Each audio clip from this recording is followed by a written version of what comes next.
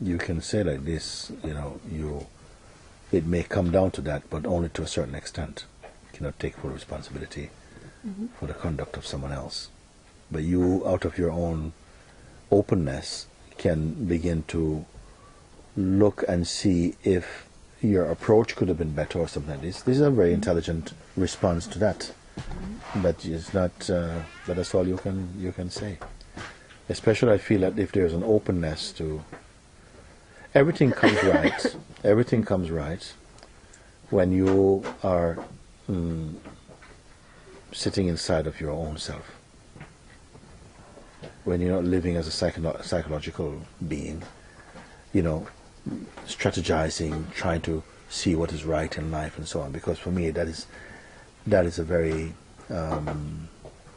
self-conscious and very highlighted life. It's almost like you are so visible in your awkwardness when you try too much to live life from your mind. It's almost your awkwardness is so visible. You don't flow. You meet resistance very easily because you're already coming. It's like like I say, you go to life, you come into the restaurant carrying your own menu, So you're not going to be welcome there. You go to a restaurant, you open your own menu. Listen, I would like to have like this. It's not going to work.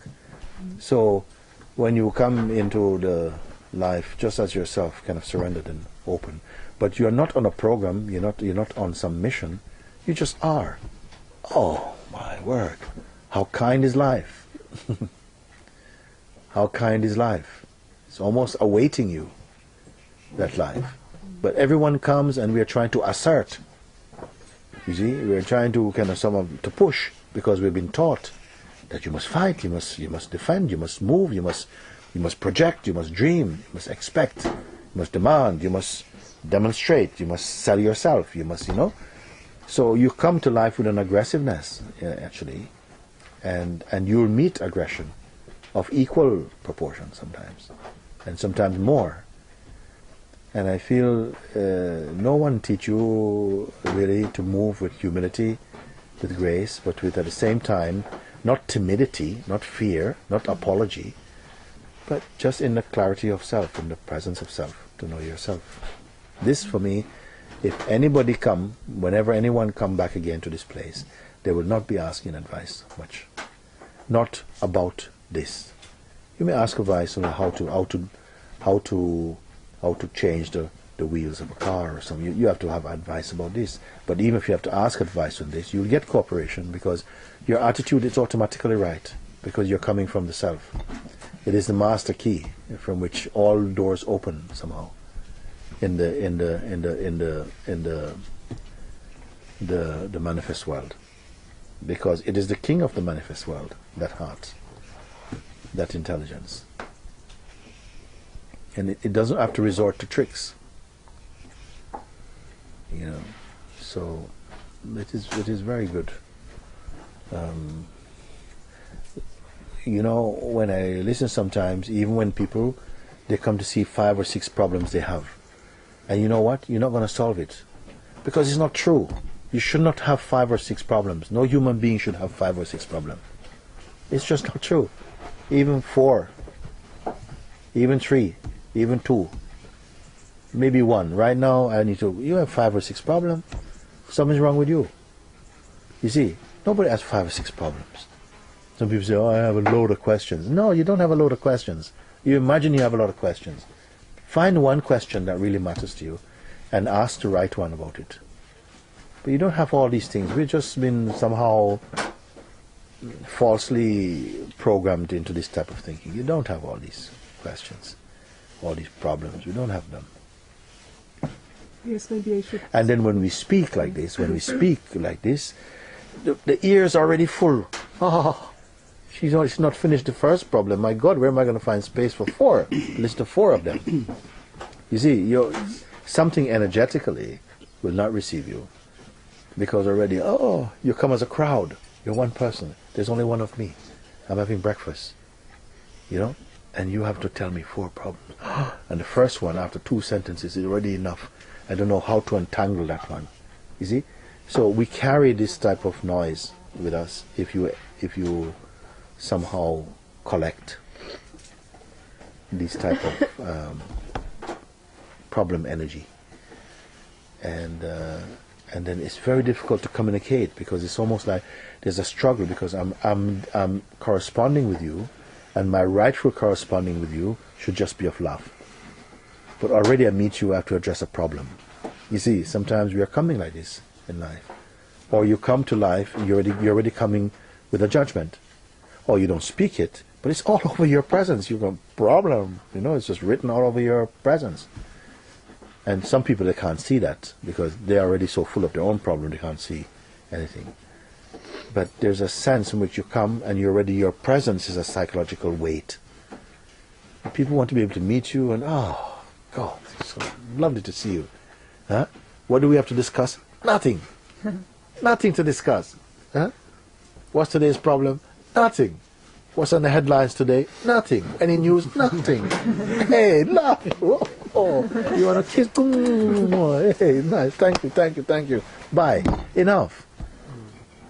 How are you? Oh, my wife and oh, Jesus Christ! No, why did I ask this question? Like almost waiting to find some ears that will listen to your spillage. So this doesn't come when you are in your heart. You move with a kind of, you're not self-conscious at all. If you speak, it's like it's a universal timing. Something come out, it's okay, and it's not too much. You don't have so much to say. Why do we have so much to say? Silence is our real language. Why do we have so much to say? Something we have to communicate, we'll make it quick. But no, we have so much to say. We invented phones. And, phones that even when you're in the desert, people are still talking. Yeah, George, well, yeah, I'm going. You cannot see anymore where you are. You're just in your headspace. So this is where I think consciousness begins to demonstrate its absurdities when it wants to do it. But yes, and I think this a lot of. I can see it's true what you say, because I can see that very often I come to people here and I don't meet you as a self, I meet you as a person. Mm-hmm. And problems comes from there. It is good that you speak it out. There's space in that even to express it. Who meets another without person? Who is doing it now? Who is meeting another not as person, not coming as person to person? This one they call Buddha, who meets you not as person and not expecting you to be person. Don't speak to you like person. They don't speak to you like person. This one is rare. This one is rare. When you come empty, you meet all as the Buddha. You don't say it, you don't think it. It's just ingrained, inherent in your presence, in your being, that you come with that somehow. Some people, as you see them, you anticipate a problem. You just anticipate they're going to ask you something, demand something, tell you some bad news. It's just they're too critical, They come and, hey, guess what? Oh, please. Mm-hmm. What? They're going to assault. Some sense is going to get assaulted here, Just, they are lovers of bad news. Some people are lovers of bad news. I am delivering some news today. Oh, they can't finish their dinner. They want to tell you their bad news.